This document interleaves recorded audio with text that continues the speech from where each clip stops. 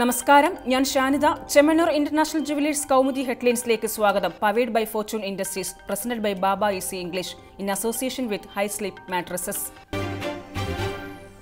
സമരം ഫലിച്ചു, നഴ്സുമാർ ജയിച്ചു. സ്വകാര്യ ആശുപത്രി നഴ്സുമാരുടെ അടിസ്ഥാന ശമ്പളം 20,000 രൂപയായി വർദ്ധിപ്പിക്കാൻ തീരുമാനം. സമവായ ചർച്ചയിലെ ധാരണ അംഗീകരിച്ച് സമരം പിൻവലിക്കുന്നതായി UNA-യും INA-യും.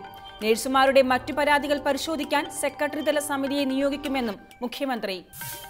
ആരോഗ്യ തൊഴിൽ നിയമവകുപ്പ് സെക്രട്ടറിമാർ ഉൾപ്പെട്ട സമിതി റിപ്പോർട്ട് സമർപ്പിക്കേണ്ടത് 1 മാസത്തിനകം. നഴ്സിംഗ് ട്രെയിനികളുടെ സ്റ്റൈപ്പൻഡ് കാലോചിതമായി പരിഷ്കരിക്കുവാനും ഒത്തുതീർപ്പ് ചർച്ചയിൽ ധാരണ. ആരോഗ്യമേഖലയെ ആശങ്കയിലാഴ്ത്തിയ സമരത്തിന് വിരാമമായത് 22 ദിവസങ്ങൾക്കു ശേഷം. ധാരണയനുസരിച്ച് 50 കിടക്കകളുള്ള ആശുപത്രികളിലെ നഴ്സുമാർക്കും അടിസ്ഥാന ശമ്പളം 20,000 രൂപയായി വർദ്ധിപ്പിക്കും. കുറഞ്ഞ ശമ്പള നിരക്ക് മിനിമം വേജസ് കമ്മിറ്റി പുതുക്കി നിശ്ചയിക്കുമെന്നും ഒത്തുതീർപ്പ് ചർച്ചയ്ക്ക് ശേഷം മുഖ്യമന്ത്രി.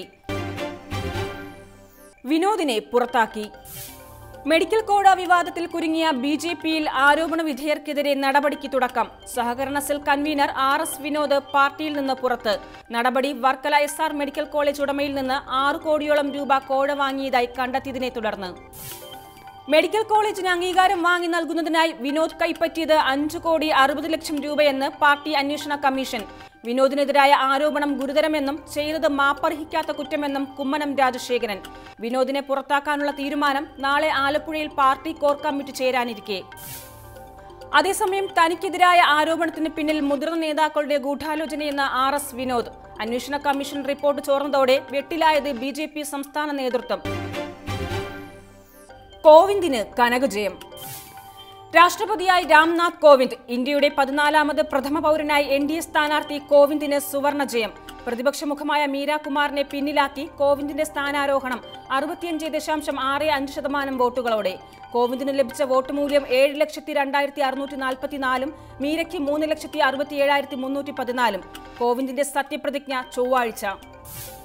പ്രതീക്ഷ തെറ്റിക്കാത്ത വിജയത്തിൽ കോവിന്ദിന് കോൺഗ്രസ് വോട്ടുകൾ കൂടി ലഭിച്ചതായി കണക്കുകൾ. ഗുജറാത്തിൽ നിന്നും ഗോവയിൽ നിന്നും കോവിന്ദിന് അനുകൂലമായി കോൺഗ്രസിന്റെ ക്രോസ് വോട്ടിംഗ്. ഗോവയിലെ 17 കോൺഗ്രസ് MLA-മാരിൽ മീര കുമാറിന് കിട്ടിയത് 11 വോട്ട് മാത്രം.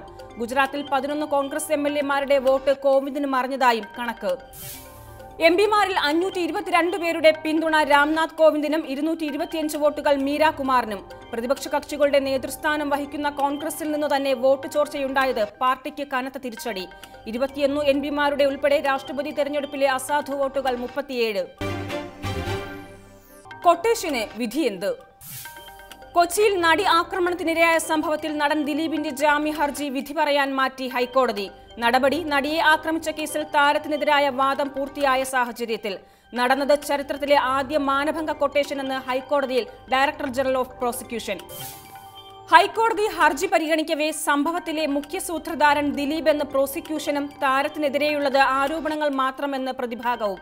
ദിലീപും പൾസർ സുനിയും 4 തവണ നേരിൽ കണ്ടതിന് തെളിവുണ്ടെന്നും ജയിലിൽ നിന്ന് പൾസർ വിളിക്കുമ്പോൾ അപ്പുണ്ണിയും ദിലീപും ഒരേ ടവർ ലൊക്കേഷനിലെന്നും പ്രോസിക്യൂഷൻ.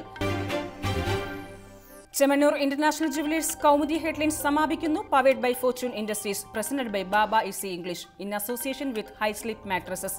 അടുത്ത ഹെഡ്ലൈൻസ് 1 മണിക്കൂറിന് ശേഷം. നമസ്കാരം.